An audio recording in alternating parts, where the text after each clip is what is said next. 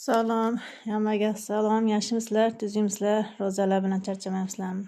Mana bugun otam she'rga bitta oshnasi beribdi, mashqantda. Gruppaga tashladimu 14-maktabimizda bitta bola o'libdi, shunaqa qanddan yeb.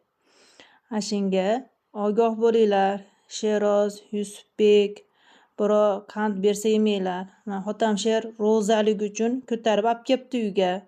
Unga ko'p tayinlardim. Birov narsa bersa yemagan, ko'tarib olib kel uyga dersidim. Mana Xudoga shukr, ham ro'zalik sabablik yemaganida ko'tarib aya mana uni o'rtag'im berdi deb qo'limga beruvdi. Qarasam xuddi ash qanddan ekan. Rasmini ham qaranglar. Ertaga ustozini oldiga olib chiqaman. Ustoziga aytdim, olib chiqing dedi, hal qilamiz dedi. Nomi ham xuddi ashundan. Ashunga ogoh bo'linglar. Birov qand bersa yemanglar bolajonlar, xo'pmi?